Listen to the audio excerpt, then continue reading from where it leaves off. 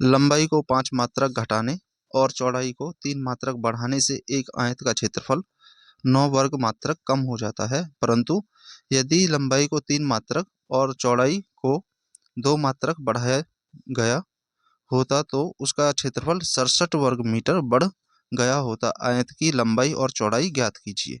तो एक आयत है हमारे पास, इसकी लंबाई हमने x मीटर मान ली, ये लंबाई होगी है, x मात्रक है, मीटर में नहीं दी, मात्रक में दी है, और चौड़ाई हो गई हमारी y। तो लिख देंगे, यहाँ करेंगे क्वेश्चन को। माना आयत की लंबाई x और चौड़ाई y मात्रक है। तो प्रश्नानुसार, तो पहले आयत का क्षेत्रफल निकाल लेते हैं। आयत का जो क्षेत्रफल होगा, आयत का क्षेत्रफल होता है लंबाई गुणा चौड़ाई। तो लंबाई है हमारे पास x और गुणा में चौड़ाई, तो क्षेत्रफल आ गया x बाई। अब निकाल देंगे भाई, प्रथम प्रश्न अनुसार काम करेंगे। प्रथम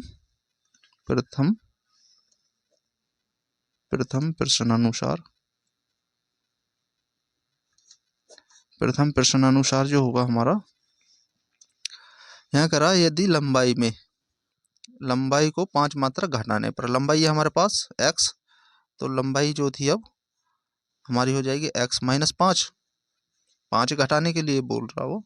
चौड़ाई को 3 मात्रक बढ़ा दिया जाए, चौड़ाई हो जाएगी अब,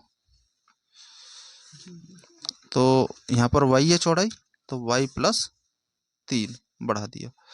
तो आगे करा क्षेत्रफल 9 वर्ग मात्रक कम हो जाता, कम हो गया भाई। अगर हमने लंबाई को 5 कम किया और चौड़ाई में 3 जोड़ दिया, क्षेत्रफल कम हो जा रहा, तो क्षेत्रफल निकाल दीजिए। क्षेत्रफल हो जाएगा इसका लंबाई गुणा चौड़ाई, तो x माइनस 5 और गुणा में y प्लस 3, ये क्षेत्रफल आ गया। इसकी गुणा कर लीजिए, जो भी आएगा हमारा देख लेते हैं। तो x की इसके साथ xy, x की 3 के साथ 3x, और 5 की y के साथ तो माइनस 5y, और इसके साथ माइनस 15। तो ये हमारी आ गई, क्षेत्रफल आ गया। अब देखिए इसमें कह रहा वो यहाँ पर लंबाई को 5 मात्रक घटाने पर और चौड़ाई को 3 मात्रक बढ़ाने पर एक आयत का क्षेत्रफल 9 वर्ग मीटर कम हो गया। अब 9 वर्ग मीटर पहले जो क्षेत्रफल था xy था, xy जब हमने ये लंबाई चौड़ाई की और उसका जो क्षेत्रफल आया, ये वाला क्षेत्रफल अब घटा देंगे इसमें से 3x माइनस 5y और माइनस 15, और वो कितना हो जाता 9। भाई ये हमारा ज़्यादा है xy क्षेत्रफल, और इसमें से जब ये कम हुआ, इसे घटाएंगे तो 9 बचेगा। अब माइनस के अंदर मल्टीप्लाई कर लेंगे, ब्रैकेट के अंदर ये माइनस का xy, ये माइनस साइन चेंज हो जाएंगे सभी, प्लस का y और माइनस माइनस प्लस का 15 बराबर में 9। देखिए ये दोनों कैंसिल हो गए, यहाँ से समीकरण आ गया हमारी कोई, इसको उधर ले जाओ, तो 3x प्लस 15 5y बराबर में 9 माइनस का 15। तो यहाँ से हमारा कितना बचेगा, देखिए आप, x प्लस 5y और बराबर में कम कर लीजिए 6 बचेगा, माइनस का, समीकरण आ गई 1। अब द्वितीय प्रश्न अनुसार,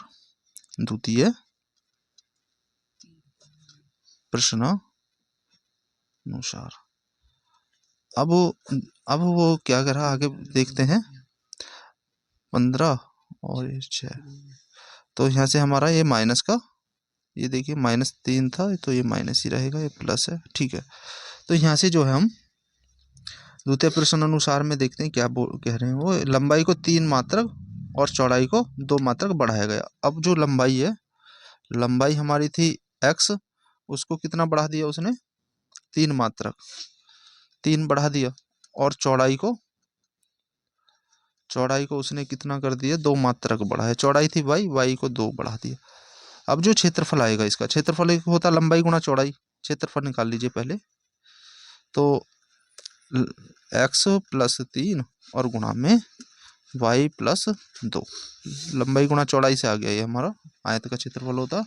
अंदर इसकी गुणा कर लेंगे, x की y के साथ तो एक्स वाई, और x की 2 के साथ तो 2x, अब 3 की y के साथ तो 3y, और इसकी 2 के साथ 3 की तो 6। ये हमारा क्षेत्रफल आ गया। लेकिन आगे वो कह रहा अभी 2 मात्रक बढ़ाया गया तो उसका क्षेत्रफल 67 वर्ग मात्रक बढ़ गया। अब क्या हो गया, ये ज्यादा हो गया अभी 67।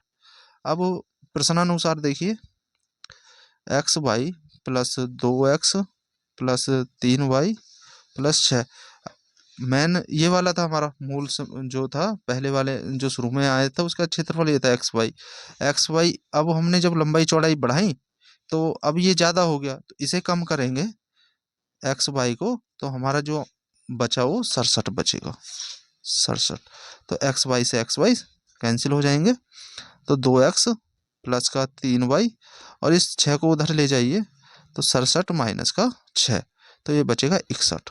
तो हमारे पास आ गई 2x प्लस 3y और बराबर में 61, समीकरण नंबर 2। एक समीकरण ये हुई, दो ये ही, दो समीकरण ये है, दोनों को सॉल्व करेंगे हमारे एक्स वाई की वैल्यू आ जाएंगे, तो लंबाई चौड़ाई हमारी आ जाएगी।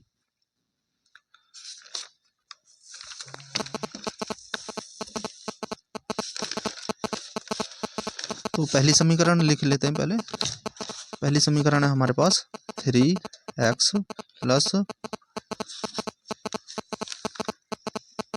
प्लस 5y और बराबर में माइनस का 6, समीकरण नंबर 1 थी हमारी। समीकरण नंबर 2 भी देखते हैं। 2x 3y, 2x प्लस 61, ये प्लस का है शायद, हाँ प्लस का है। अब यहाँ से हम इसे सॉल्व करेंगे। समीकरण नंबर 2, यहाँ देख लेंगे कौन सी वैल्यू बराबर है, 5 3 है या 3 2, तो x की वैल्यू बराबर कर लेते हैं। इस पूरी समीकरण में 2 से गुणा करेंगे, 2 से गुणा करने पर, और इस पूरी समीकरण में 3 से गुणा करने पर, तो इसकी इसके साथ गुणा करेंगे, 3 दूनी 6 माइनस का 6x, इसकी इसके साथ गुणा करेंगे तो